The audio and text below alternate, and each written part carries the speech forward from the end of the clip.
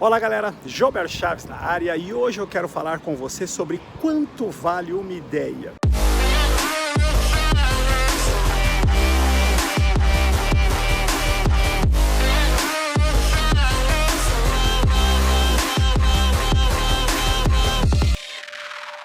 Muitas vezes as pessoas me procuram e falando assim, Jober, eu tenho uma ideia que vai revolucionar o mundo. E é legal porque quando as pessoas falam isso, né, eu falo, mas qual que é a sua ideia? Ah, não posso falar. E eu sei que quando as pessoas falam isso, é porque elas estão vivendo a fase do agente secreto da ideia. É como se a ideia dela fosse tão fantástica, a ideia dela fosse tão maravilhosa, que qualquer pessoa que soubesse alguma coisa a respeito daquela ideia genial que ela teve, fosse roubar a ideia dela e fazer uma coisa extraordinária com aquilo. E o que a gente tem que dizer é que isso não é verdade. As coisas não acontecem assim. Mas antes de falar para você quanto vale uma ideia, eu preciso que você saiba quanto dinheiro tem parado no mundo.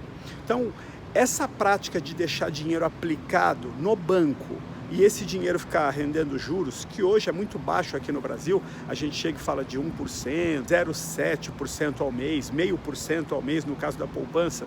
Mesmo isso é uma prática que só acontece no Brasil.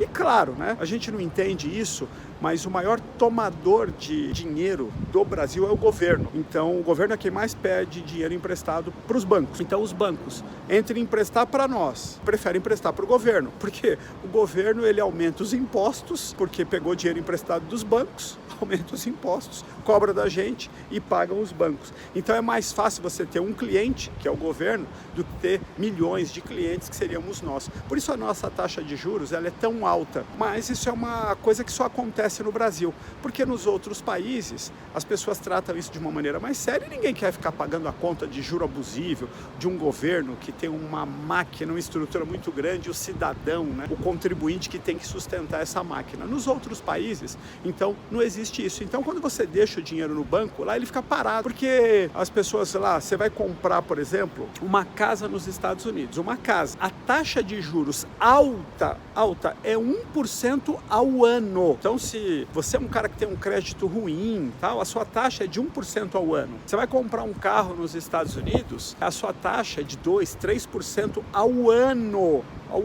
Então lá não existe esse negócio de você deixar dinheiro parado numa conta e esse dinheiro ficar rendendo juros, porque é óbvio que para qualquer criança que estude isso um pouquinho entende, peraí, se eu deixo o meu dinheiro parado, ele fica rendendo juros sem fazer nada.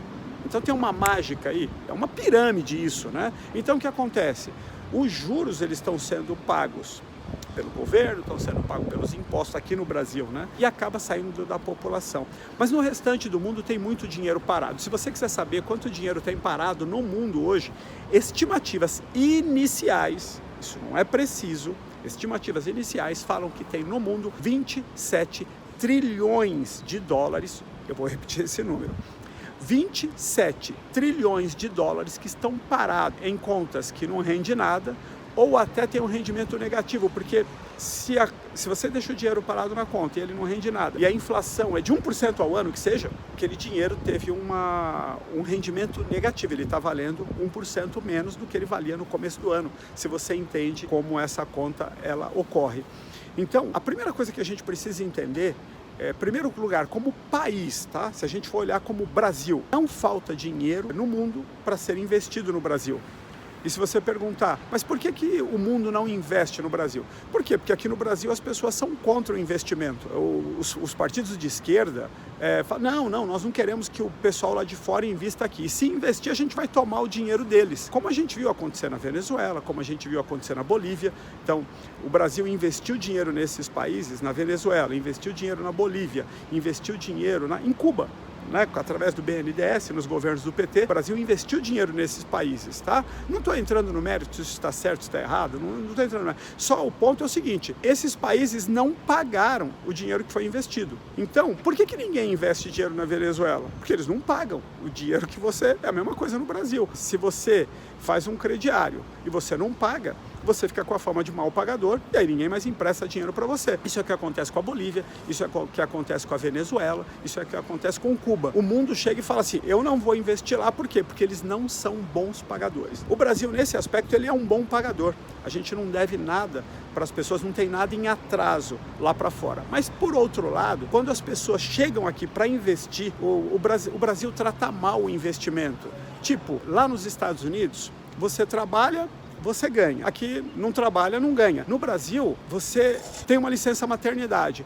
A mãe fica 6 meses em casa recebendo esse dinheiro, sem trabalhar. Então, é como se todo o Brasil, porque alguém tem que pagar essa conta, todo o Brasil estivesse pagando para essa mãe ficar em casa. E a gente acha isso normal, porque a gente está acostumado com isso. Nos Estados Unidos, licença maternidade, a pessoa não recebe nada. Você pode ficar uma semana em casa, você não vai receber nada. Você pode ficar 6 meses em casa e você não vai receber nada. Eventualmente, se você for muito bom, o seu emprego vai estar lá na volta. Mas você não vai receber nada. A conta é simples. Trabalhou, eu ganho, não trabalhei, eu não ganho. Então a gravidez nos Estados Unidos é uma coisa planejada. Aqui no Brasil, e você deve conhecer histórias como essa, de pessoas que ficaram grávidas só para ganhar o benefício do Bolsa Família, do Bolsa alguma coisa lá, porque tem mais uma pessoa na casa, então tem direito a isso. Então é como se o Brasil todo estivesse pagando por essa gravidez que é irresponsável. A gente tem até o caso das pessoas que vão presas e aí a família fica recebendo uma ajuda, o pessoal chama de Bolsa Presidiário, você entende o que eu estou falando, né? É como se o Brasil todo pagasse por aquela pessoa que foi presa. Isso lá fora não existe, não funcionam as coisas dessa forma. Então, às vezes, a gente está tão acostumado à realidade brasileira que a gente fica imaginando que lá fora é assim.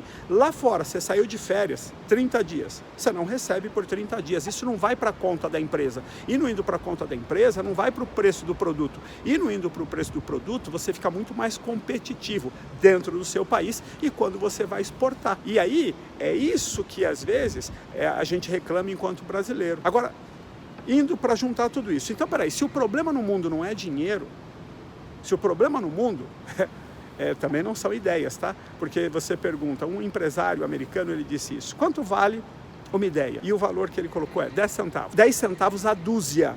Então, por melhor que seja a sua ideia, por melhor que seja, se você colocar mais 11 ideias numa bacia, mais 11 ideias, melhor, as top, e tiver lá dentro, elas valem 10 centavos a bacia, é o que ele falou que ele paga. E por quê? Porque o mundo está cheio de ideias. A ideia que você teve, pelo menos mais 3 a 5 pessoas tiveram essa mesma ideia em algum outro lugar do mundo. Então esse não é o ponto. O ponto é que quem é que vai se levantar e colocar essa ideia em prática diante de todos os obstáculos que vão aparecer. Então ter a ideia é muito bom. Mas pegar essa ideia e colocar ela em prática é aí que vai fazer a diferença. Porque na hora que você se levantar para fazer essa ideia, sair daqui para ir para a realidade, os obstáculos que vão se levantar, para muitos eles são intransponíveis. E é por isso que empresários viram heróis. Porque eles foram aqueles que pegaram a ideia, pegaram os recursos, transformaram em realidade. Agora, quem assiste muita novela, quem assiste muito filme, o que acha? Eu tive uma ideia, o mercado vai se mover, quando as pessoas souberem da minha ideia genial, o mercado vai se mover e eu vou ficar multimilionário só com essa ideia que eu tive. E eu tenho que dizer, isso não funciona assim. O que vai funcionar é você pegar e trabalhar duro todos os dias, até que o seu sonho, até que essa ideia se transforme em realidade. E se você estiver pronto para isso, aí sim, temos negócios. Aí sim, nós temos alguma coisa positiva acontecendo, mas que só vai acontecer depois que você se levantar e disser, com licença, eu vou à luta. Tá bem? Bom, era isso que eu queria compartilhar com você. E se você estiver pronto para transformar as suas ideias em realidade, o seu sonho em realidade, significa que você está a um passo de ser empresário. Se você é um empresário e está tendo dificuldade para levar os seus negócios à frente, para encontrar o seu faturamento, colocar o seu faturamento num volume razoável, que te dê uma boa qualidade de vida, que pague todas as contas, então eu quero convidar você para fazer parte da Universidade do Empresário. É o primeiro primeiro curso online, o primeiro curso digital de formação de empresários no Brasil. Se você quiser fazer medicina, você sabe onde você deve se inscrever. Se você quiser fazer arquitetura, tem aí a universidade para você fazer. Mas se você quiser ser empresário, só tem um lugar para você ir, e é na Universidade do Empresário. E eu quero deixar esse link aqui para você se inscrever, conhecer a nossa oferta. E se você decidir que chegou a hora de você transformar os seus sonhos em realidade, eu quero dizer para você que the best is yet to come, o melhor ainda está por vir. See you soon, nos vemos em breve, and God bless you. Deus abençoe você.